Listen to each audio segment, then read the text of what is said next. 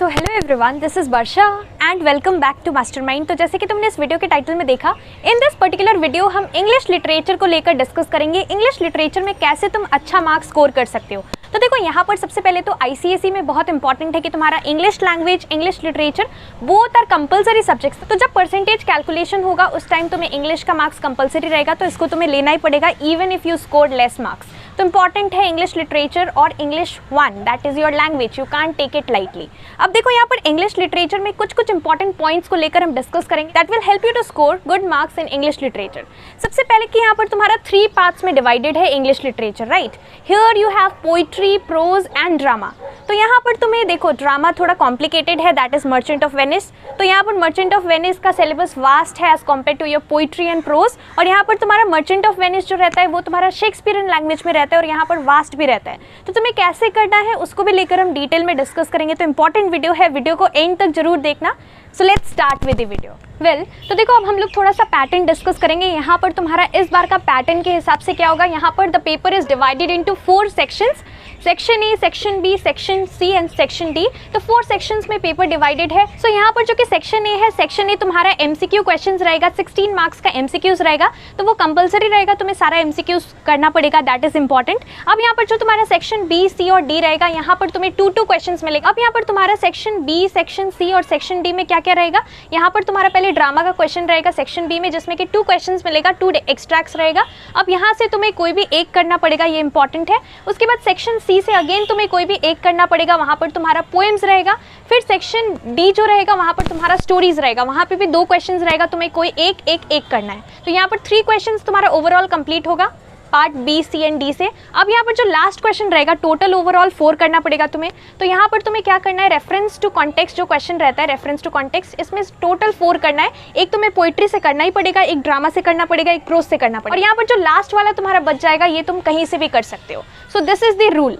यहाँ पर तुम्हें सब में से एक पार्ट करना पड़ेगा, सब पार्ट से एक क्वेश्चन करना पड़ेगा और लास्ट क्वेश्चन तुम कहीं से भी कर सकते हो। ओवरऑल टोटल 4 करना पड़ेगा। तो यहाँ पर मेरा क्या सजेशन है, सबसे इंपॉर्टेंट चीज है कि यहाँ पर तुम्हें क्या करना है, यहाँ पर तुम्हें पोइट्री और प्रोज ये बहुत अच्छे से करना पड़ेगा, बिकॉज यहाँ पर जो ड्रामा पोर्शन है it is vast and it is tough also, right, as compare to your prose and poetry. तो तुम्हें पोइट्री एंड प्रोज बहुत अच्छे से करना पड़ेगा। You can't just see the summary, you have to do it from your book. Book से तुम्हें line by line सारा चीज़ का मीनिंग्स पता होना चाहिए, स्पेशली पोएम्स में ईच एंड एवरी लाइन का मीनिंग्स पता होना चाहिए, बिकॉज एग्जाम्स में डेफिनेटली फिगर ऑफ स्पीचेस भी बहुत इंपॉर्टेंट है। यहाँ पर तुम्हारा जो पोइट्री है, स्पेशली पोइट्री से फिगर ऑफ स्पीच पूछा जाता है।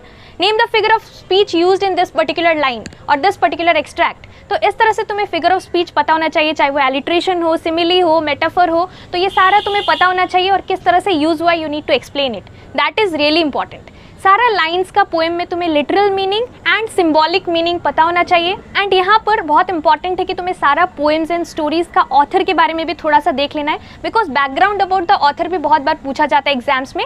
सो that is going to be important. अब यहाँ पर ड्रामा में तुम्हें कैसे करना है, ड्रामा में इंपॉर्टेंट है मर्चेंट ऑफ वेनिस में ना बुक में तुम्हारा शेक्सपियरियन लैंग्वेज में दिया रहता है। So you can use text with paraphrase book, जो कि तुम्हारा वर्कबुक रहता है, वहाँ से भी तुम्हें देखना पड़ेगा, समरी देख सकते हो तुम। प्लस टेक्स्ट विद पैराफ्रेज जो बुक है वो बहुत इंपॉर्टेंट है, वहाँ से तुम line by line simple English में वहाँ पर एक्सप्लेन रहता है, ईच एंड एवरी लाइन का मीनिंग्स दिया रहता है, तो तुम्हें वहाँ से प्रिपरेशन करना है, that is really important. So that book will help you to prepare properly. और इसके साथ साथ यहाँ पर अगेन ड्रामा में मीनिंग्स एंड ऑल पता होना चाहिए। कोई भी पर्टिकुलर तुम्हारा सीन है तो वो सीन कौन सा पर्टिकुलर प्लेस में हो रहा है, वेदर बेलमोंट और वेदर इट इज़ वेनिस, तुम्हें पता होना चाहिए। और इसके साथ साथ जितना भी कैरेक्टर्स का नाम है वो भी तुम्हें अच्छे से पता होना चाहिए।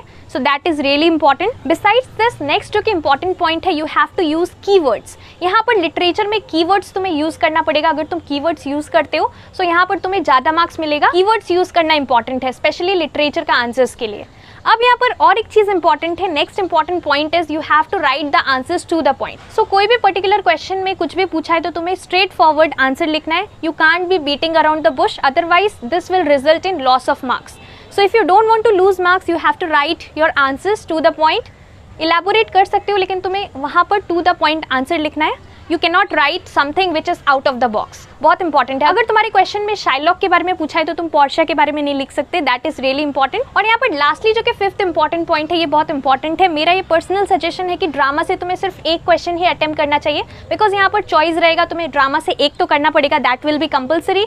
पोइट्री से भी एक करना पड़ेगा, प्रोज से भी करना पड़ेगा। अब ये जो लास्ट वाला क्वेश्चन बचा रहेगा वो तुम तीनों में से किसी एक से कर सकते हो। So my personal suggestion is that तुम्हें ड्रामा से अवॉइड करना चाहिए और तुम्हें लास्ट वाला जो क्वेश्चन है वो तुम पोइट्री से कर सकते हो या फिर तुम प्रोज से कर सकते हो, that would be much better. ये कुछ इंपॉर्टेंट पॉइंट्स हमने डिस्कस किया from your literature, how to score good marks in literature.